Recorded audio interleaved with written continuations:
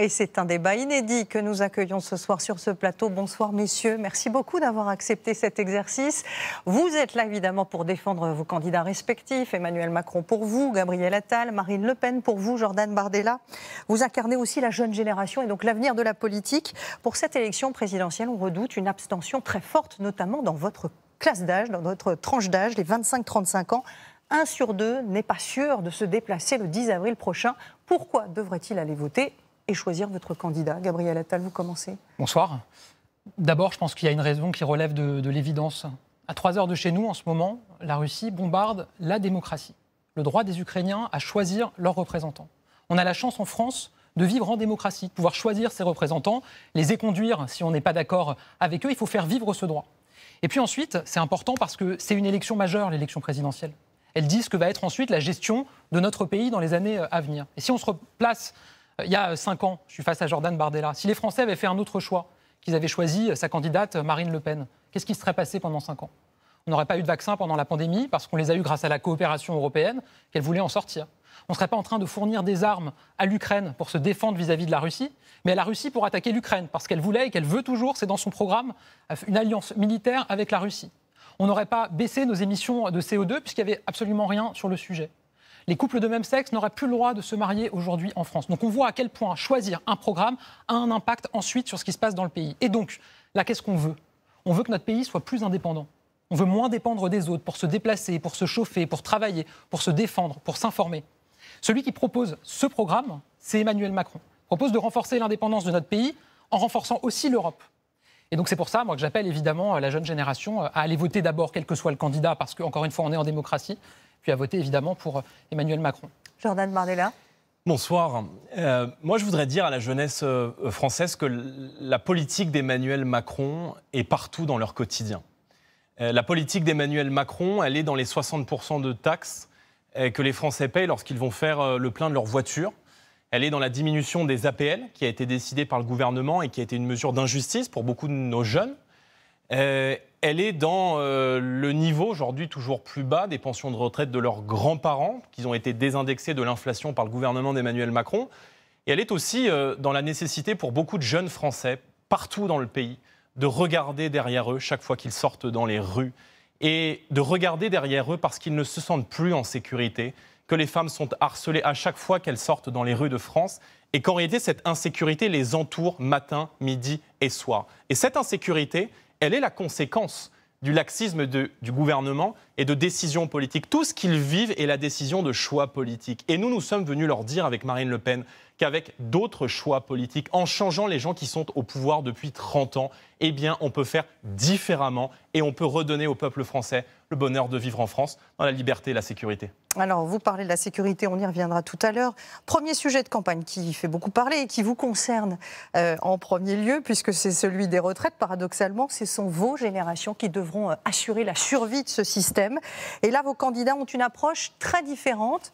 Vous, Gabriel Attal, Emmanuel Macron veut repousser l'âge légal de départ à la retraite à 65 ans. Vous, Jordan Bardella, votre candidate parle d'un départ entre 60 et 62 ans, selon la longueur de la carrière.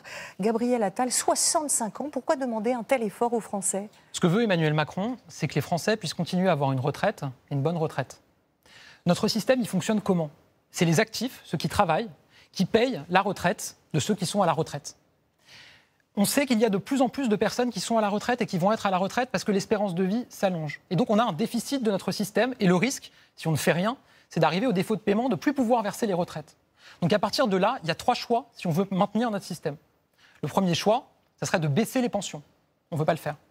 Le deuxième choix, ça serait d'augmenter les cotisations, donc les impôts sur ceux qui travaillent pour financer plus la retraite de ceux qui sont retraités. On ne veut pas le faire non plus. Et donc le troisième choix, c'est de demander, oui, aux Français de travailler un peu plus longtemps, évidemment pas tous dans les mêmes conditions, en tenant compte de la pénibilité, des carrières longues, des parcours de chacun.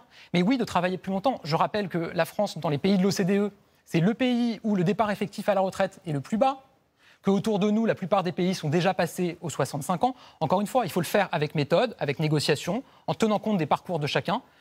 Et ceux qui vendent, comme Marine Le Pen, aux Français l'idée qu'ils pourraient travailler moins longtemps, parce que c'est ça le projet, c'est dire aux Français, vous pourrez travailler moins longtemps. Mais en fait, ce qu'ils ne disent pas, c'est qu'ils vont aggraver les déficits. et que derrière, le seul choix qu'il y aura, c'est de baisser les pensions ou d'augmenter les impôts. Nous, on a fait notre choix, on veut ni de l'un ni de l'autre, ni de la matraque fiscale, ni de la hache pour tailler dans les pensions des retraités. Jordan Bardella, vous aggravez. On a là la preuve que, en vérité, la réélection d'Emmanuel Macron va entraîner une accélération de la casse sociale. Parce que ce soir, il y a des millions de Français qui nous écoutent et qui se disent « mais comment est-ce que je vais pouvoir travailler jusqu'à 65 ans ?» Le choix de l'âge de départ à la retraite, ce n'est pas seulement un choix de comptabilité, c'est une vision de l'homme, c'est un choix de la société. Et j'aimerais vous dire, monsieur Attal, qu'en vérité, vous allez leur infliger la double peine. Parce que beaucoup de Français ne pourront pas travailler jusqu'à 65 ans et donc vont devoir partir avec une décote. Et vous le savez très bien. Et c'est là l'objectif de cette réforme, c'est d'aller faire des économies sur les pensions de retraite dont vous avez déjà désindexé le niveau sur l'inflation.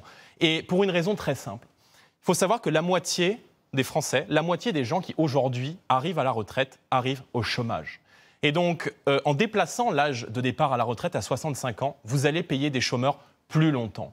Nous, ce que nous proposons, c'est un modèle qui est juste, c'est un modèle qui est efficace et qui prend en compte cette France qui, pour des millions de Français, font tous ces métiers de force, ces métiers manuels, ces métiers du BTP, tous ces Français qui n'ont pas la chance, comme vous et moi, de travailler dans des bureaux qui sont, je dirais, climatisés l'été, chauffés en hiver et qui travaillent dehors sur la voirie dans des conditions très pénibles et qui se disent « mais j'aimerais pouvoir arriver à l'âge de départ à la retraite sans avoir le dos cassé, sans avoir les bras cassés et de pouvoir profiter un tant soit peu. Je sais que ce n'est pas le modèle des libéraux, ce n'est pas votre modèle, ce n'est pas le modèle d'Emmanuel Macron, mais un tant soit peu de ma vie, de ma famille en bonne santé. Et donc nous faisons une réforme qui est raisonnable économiquement et qui est surtout juste socialement. Et cette réforme, j'en termine, c'est de permettre à tous ceux qui ont commencé à travailler entre 17 et 20 ans de partir à la retraite avec 60 ans, avec 40 annuités. Et au-delà, il y aura une progressivité qui sera mise en place pour les carrières les plus courtes et qui ira jusqu'à 62 ans, mais pas plus. Et deuxièmement, nous garantirons un niveau de retraite, pas une seule retraite en dessous, pas une seule pension de retraite en dessous de 1 000 euros. Gabriel Attal, votre système. Vous n'avez pas dû écouter mon intervention puisque j'ai dit justement qu'il y a une partie des Français qui ne peuvent pas aller jusqu'à 65 ans parce qu'ils ont commencé très jeunes ou qu'ils ont eu un métier pénible et qu'évidemment, on en tiendra compte dans la négociation. Mais j'ai toujours pas compris, vous n'avez pas répondu à la question. Combien d'annuités, monsieur Attal ? Vous n'avez toujours pas répondu à la question. Il y a 50 ans, il y avait 4 personnes qui travaillaient pour une personne à la retraite. Il y a 20 ans, il n'y avait plus que 2 personnes qui travaillaient pour financer une retraite. Combien dans quelques années, il n'y aura plus qu'une personne qui travaille pour financer une retraite. Comment vous financez votre système où vous dites aux gens qu'ils peuvent partir plus tôt sans baisser les pensions ou augmenter les impôts ? Vous ne l'expliquez pas. Donc nous, on explique les choses. On dit effectivement, si on veut pouvoir continuer à payer les pensions des retraités, il faut travailler un peu plus longtemps parce que les autres alternatives, augmenter les impôts, baisser les pensions, elles ne nous plaisent pas. Vous expliquez aux Français, vous parlez des millions de Français qui nous écoutent. Ils sont intelligents, les Français. Ils savent qu'à la fin, il y a toujours quelqu'un qui paye. Et donc, quand vous leur expliquez, vous pourrez travailler moins longtemps. C'est sûr que c'est toujours eux qui payent. Et en plus, vous aurez une meilleure retraite. Et toujours les plus pauvres, et en plus, on va vous baisser tous vos impôts. Et on va supprimer des taxes. Et en même temps, on va créer des postes, etc. Ils savent très bien qu'à la fin, il y a quelqu'un qui paye. Parce qu'on ne vit pas au pays de l'argent magique. Et parce que la réalité, c'est que notre système aujourd'hui n'est pas financé, que vous êtes incapable d'expliquer comment vous allez le faire. Vous l'avez vous-même évoqué un chiffre dans le programme de Marine Le Pen. 9 milliards d'euros. Ouais, 9 milliards. Bon, tous les experts disent que c'est 2 ou 3 fois plus, mais même non, si on prend. Mais même si on prend votre chiffre, quels experts, il vient s'ajouter. Lisez les Échos, lisez Le Monde. Il y a des articles qui ont été. Nous l'avons chiffré, ça coûte 9 milliards d'euros. Et je vais même vous répondre. Donc c'est encore du déficit actuel. Je vais vous répondre. Notre réforme, elle coûte 9 milliards d'euros. Elle est parfaitement chiffrée. J'aimerais que vous nous disiez 65 ans avec combien d'annuités ? On ne touche pas aux annuités. Donc, existent aujourd'hui. Au bout de la réforme de Marisol Touraine, on ira à 43 ans pour ceux qui sont nés après 73. D'accord. Ce qui veut donc dire que dans votre modèle, un ouvrier, une infirmière, va donc travailler plus qu'un cadre de la finance qui a un bac plus 5. Non, pas du tout. Bien sûr que si, parce que quand vous commencez à travailler à 17 ans, et elle est là l'injustice et le scandale de votre réforme, quand vous commencez à travailler à 17 ou à 18 ans, il va donc falloir plus d'annuités pour atteindre les 60 ans, qui est votre âge de départ légal. Quand vous allez commencer à travailler à 23 ans, eh bien mécaniquement, il faudra beaucoup moins d'années pour arriver à 65 ans. Donc votre réforme, en réalité, elle consiste à faire travailler beaucoup plus longtemps une infirmière qu'un cadre de la finance. J'ai rien contre les cadres de la finance, évidemment, mais il faut dire les choses. Il faut dire cette mesure d'injustice. D'abord, moi j'entends le financement de la retraite. Mais il y a eu un rapport d'ailleurs qui est paru en juin dernier du Conseil d'orientation des retraites. Et ce rapport, il nous dit quoi ? Il nous dit que les dépenses des retraites dans le PIB sont amenées à diminuer d'ici 2025, à passer de 15% du PIB à 11%. Donc, globalement, on peut le maîtriser. Il s'agit juste de faire des choix. Et le choix que nous faisons, c'est un choix chiffré, c'est un choix qui est raisonnable. Et vous ne ferez pas croire aux Français qui nous écoutent qu'en voulant pousser l'âge de départ à 65 ans, eh bien, ceux qui commencent à travailler à 17, 18, 19 ou 20 ans, parce qu'il y en a beaucoup dans notre pays, seront gagnants. Au contraire, ils seront perdants. Et en plus, vous leur baisserez les pensions de retraite. Et ça, les Français le vivent concrètement. Le Conseil d'orientation des retraites, il dit qu'il y a un déficit aujourd'hui de 18 milliards, auquel va s'ajouter donc les 10 ou 20 milliards de votre réforme. Vous n'avez 3 fois, après 3 prises de parole, vous n'avez toujours pas dit comment est-ce que vous le financiez. Mais on la finance en relançant l'emploi, je redis ce que je disais. Vous citiez les infirmières, vous citiez les gens qui ont commencé à travailler tôt. Les infirmières, elles sont déjà un système qui s'appelle les catégories actives, elles peuvent partir plus tôt. Et évidemment qu'elles pourront continuer à partir plus tôt. De même que je vous ai dit qu'on maintiendrait un dispositif de carrière longue, bah non, c'est le système qui existe. Ensuite, vous parlez d'injustice. Marine Le Pen, elle a dit qu'elle refusait de supprimer les régimes spéciaux. Est-ce que vous trouvez juste qu'un chauffeur de bus à Paris parte 5 ans plus tôt à la retraite qu'un chauffeur de bus au Havre, à Metz, à Bordeaux, alors qu'ils font le même travail, ils ont les mêmes rémunérations? Si vous ne voulez pas supprimer les régimes spéciaux, alors que pour des Français qui font le même travail, qui ont la même rémunération, il y en a qui partent jusqu'à 5 ans avant les autres. Ça, vous ne voulez pas y toucher parce que vous êtes dans le soutien des corporations. Vous voulez faire travailler les marins-pêcheurs et les policiers jusqu'à 65 ans? Je ne vous ai pas cité les marins-pêcheurs. Vous voulez faire travailler les gendarmes, les militaires jusqu'à 65 ans? Je vous ai cité les 2 régimes spéciaux. Mais qu'il y ait des régimes spéciaux. C'est la RATP et EDF, comme on l'a fait avec la SNCF. On va devoir avancer sur un sujet qui rejoint d'ailleurs ce dont on vient de parler. C'est la dette. Elle s'élève aujourd'hui à 2800 milliards d'euros. Et ces 2 dernières années, épidémie oblige, elle a augmenté de 560 milliards. Face aux crises profondes qu'on traverse, on a bien vu dans vos programmes respectifs que vous alliez dépenser beaucoup de promesses, des embauches de fonctionnaires, une baisse des taxes, une baisse des impôts. Est-ce que ça veut dire qu'on continue à creuser le déficit? Ça n'est pas un sujet, un vrai sujet? Évidemment que c'est un sujet. C'est pour ça que moi je rappelle l'exigence de responsabilité qu'on a. Vous disiez qu'on est de la jeune génération. Ben oui, on est aussi d'une génération, on doit aussi agir pour notre génération et lui garantir qu'elle ne devra pas vivre avec une immense dette sur le dos pendant toute sa vie. Et donc oui, il faut être responsable dans les choix qu'on fait. Et donc moi, ce que je redis, c'est qu'on a un projet qui est financé, qui est responsable. Je rappelle qu'Emmanuel Macron, avant la crise Covid, avait ramené notre déficit sous les 3%. Ça faisait 15 ans que ce n'était pas arrivé. Il avait sorti la France de la procédure pour déficit excessif à Bruxelles. Ce n'était pas arrivé aussi depuis de très nombreuses années. Donc on a montré qu'on était capable de faire les réformes. On continuera les réformes. Il y a la réforme des retraites que j'évoquais. Il y a des réformes sur l'assurance chômage qu'on va poursuivre aussi. Il y a des économies qui vont être faites par la numérisation, la e-prescription. Il y a des réformes de structure qui vont être faites. Le conseiller territorial, pour qu'il y ait les élus départementaux, les élus régionaux qui puissent être mixés et qu'il y ait moins d'élus et que du coup, ça, tout en ayant une bonne représentation sur le terrain et du coup faire des économies de structure, on a des économies. En face, vous avez, je dis en face parce qu'on est ce soir l'un face à l'autre, il y a d'autres candidats qui ont d'autres propositions. Un projet, on explique aux Français, on va vous donner 300 € de pouvoir d'achat. Vous allez partir plus tôt à la retraite. On va augmenter votre retraite. On va supprimer des taxes. On va baisser la TVA à 5,5 sur à peu près tout. Et en même temps, on va augmenter des postes dans la fonction publique. On va augmenter les salaires. Mais ça n'existe pas. Et nous allons faire. Alors, Jordan Bardella. Ils savent très bien que derrière, il y a la matraque fiscale. Et nous allons faire. Parce que vous allez pouvoir financer ça si jamais vous arriviez comment vous faites des économies. Sous le quinquennat de Marine Le Pen, aucune augmentation d'impôts. Et il n'y aura aucune augmentation d'impôts parce que nous allons aller faire la chasse aux mauvaises dépenses de l'État et nous allons faire la chasse à la gabegie. On aura peut-être l'occasion de parler du scandale de McKinsey et de l'ensemble de ces cabinets privés à qui vous donnez des dizaines de millions d'euros puisque le recours aux cabinets privés a explosé sous votre quinquennat. On aura probablement l'occasion d'en reparler et peut-être même devant le parquet national financier. Mais nous allons aller faire des économies dans les mauvaises dépenses de l'État. Nous allons faire des économies sur l'immigration. C'est un engagement très fort. La France ne peut pas être un guichet social pour la terre entière. On ne peut pas venir en France pour bénéficier d'un certain nombre de prestations sans rien apporter en retour. Donc nous réserverons les aides sociales et notamment les allocations familiales ou le RSA aux familles françaises parce que le fruit de la solidarité nationale, il doit rester national et il doit bénéficier en premier lieu aux familles françaises. C'est 16 milliards d'euros d'économies que nous faisons dans les dépenses de l'État. Nous ferons des économies sur l'immigration, nous ferons des économies sur la fraude. Le magistrat Charles Prats a remis un rapport, en tout cas un livre extrêmement fourni dans lequel il explique que la fraude, c'est 50 milliards d'euros de fraude chaque année, avec plus de 7 millions de cartes vitales en circulation en trop qu'il nous faut aller combattre et aller récupérer. Nous ferons des économies sur le puissant fonds que représente aujourd'hui l'Union européenne. On donne beaucoup plus aujourd'hui à l'Union européenne qu'on ne reçoit, et on reçoit avec des contreparties, et notamment la réforme des retraites qui est inscrite dans les exigences de Bruxelles et de la Commission européenne depuis maintenant plusieurs années. Nous ferons des économies dans toutes les mauvaises dépenses de l'État. Croyez-moi, notre projet, il est chiffré. Marine Le Pen a présenté son chiffrage, et j'invite d'ailleurs les Français à aller le voir sur son site de campagne, aimelafrance.fr. Ils verront deux choses. Premièrement, l'âge auquel ils partiront à la retraite. Il n'y aura aucune surprise. Ils voient l'âge auquel ils rentrent, ils verront l'âge auquel ils sortent. Et deuxièmement, notre chiffrage, 68 milliards d'euros, parfaitement chiffré, et travaillé évidemment avec des experts et des professionnels. Gabriel Attal, non, mais la réalité, c'est que répondre on le voit à bien. l'affaire McKinsey. Non, mais on le voit bien. D'abord, Marine Le Pen, elle est prisonnière. Oui, je vais y répondre, mais Marine Le Pen, elle est prisonnière de son propre jeu. C'est à ça aussi qu'on reconnaît les vrais politiciens. À force de tout promettre à tout le monde, de dire à tous les Français ce qu'ils ont envie d'entendre, c'est sûr qu'à la fin, on se retrouve avec des dépenses qui ne sont pas financées. Vous croyez que c'est facile de dire aux Français... Je ne vous ai pas interrompu, Jordan Bardella, pas une seule fois. Vous croyez que c'est facile de dire aux Français qu'ils vont devoir travailler plus longtemps ? C'est sûr que dans une campagne, oui, c'est dur. C'est dur, et on doit l'expliquer, et on va devoir le faire évidemment dans la négociation. Mais on le fait parce que c'est notre responsabilité. Et c'est aussi ça qui singularise Emmanuel Macron. C'est qu'il dit les choses. Il a dit les choses en 2017 pendant la campagne, il a fait ce qu'il avait dit. Ni plus, ni moins. C'est-à-dire ? Il dit les choses aujourd'hui, il fera ce qu'il a dit. Vous expliquez à tout le monde, vous allez leur faire des cadeaux.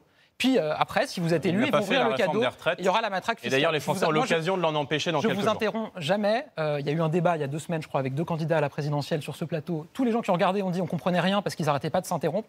Peut-être essayer de... Ça n'est pas le cas ce soir, je vous rassure. Sur l'affaire McKinsey, je vais répondre. Parce que alors, répondez d'un mot, parce qu'il faut qu'on parle de sécurité, ce qui intéresse aussi les téléspectateurs. Un classique de l'extrême droite, que toujours essayer de faire partir le débat sur autre chose, avec du complotisme, etc. On sait qu'il y a toujours eu un recours en France, comme dans tous les pays du monde, au cabinet de conseil. Il y a des collectivités qui ont recours au cabinet de conseil. D'ailleurs, en venant ici, je suis allé sur le site de la mairie de Perpignan. Perpignan, le maire, c'est Louis Alliot, il est de votre famille politique. Sur quoi je suis tombé ? C'est pas ça le sujet. Sur quoi je suis tombé ? Sur le rapport d'un cabinet de conseil mandaté par la mairie de Perpignan par Louis Alliot, un cabinet qui s'appelle SPQR, je crois. Donc c'est bien que vous ne devez pas avoir de problème avec le recours au cabinet de conseil. Vous dites que ce n'est pas le sujet. Je vous entends depuis des jours expliquer que c'est un scandale d'utiliser des cabinets de conseil. Non, on ne va pas prendre 10 secondes, Jordan Bardella. Dans vos mairies. On va partir sur la sécurité. S'il vous plaît, ça se passait bien jusqu'à présent. Thème de la sécurité qui intéresse beaucoup les Français. 6 Français sur 10 trouvent d'ailleurs que le bilan de ce quinquennat est, je cite, mauvais.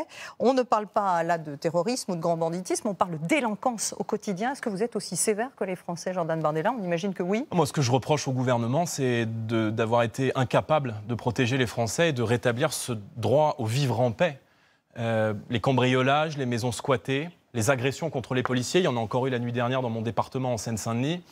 Les femmes harcelées dans les rues qui ont peur à chaque fois qu'elles sortent dans les rues. Je pense que vous ne vous rendez pas compte des souffrances que génère l'explosion de l'insécurité et surtout du sentiment d'impunité.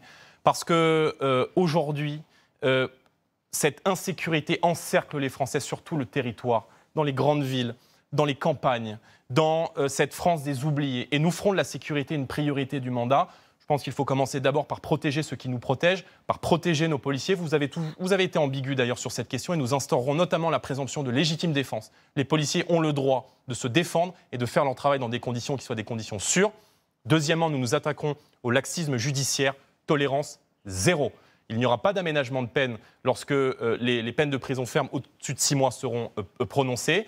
Parce que, en vérité, c'est un signal aujourd'hui qu'il faut envoyer contre le laxisme et contre cette attaque à l'intégrité physique qui s'est généralisée sur tout le territoire. Et puis enfin, si je dois citer une dernière mesure concrète, nous expulserons les délinquants et criminels étrangers parce qu'une très grande partie de la délinquance de rue est liée à votre incapacité de maîtriser notre politique d'immigration en France. L'immigration est hors de contrôle. Nous remettrons de l'ordre sur chaque mètre carré du territoire national. Et je pense qu'en la matière, aucun Français ne peut douter de la volonté de Marine Le Pen de rétablir la loi et l'ordre en France.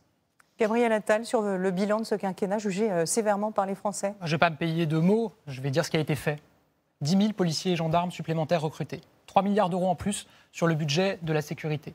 1/3 des véhicules de nos forces de l'ordre qui ont été renouvelés. 700 casernes de gendarmerie, commissariats qui ont été rénovés. 100 € net en plus par mois pour nos policiers. Leurs heures supplémentaires qui sont enfin payées, il y en avait des millions en stock qui n'étaient pas payés par les gouvernements précédents. Sur le volet pénal aussi, on a avancé. Vous parliez des remises de peine pour les personnes qui s'en prennent aux policiers. Ça a été voté il y a quelques mois par le Parlement. Plus de crédits de remise de peine pour ceux qui s'en prennent aux dépositaires de l'autorité publique, que ce soit des policiers, des magistrats, des élus. Et oui, on veut continuer. Et dans le programme d'Emmanuel Macron, il est prévu quoi? Il est prévu que dans les prochaines années, on va doubler le temps de présence des forces de l'ordre sur le terrain, en réduisant la paperasserie, les formalités administratives, en étant plus efficace dans notre politique pénale.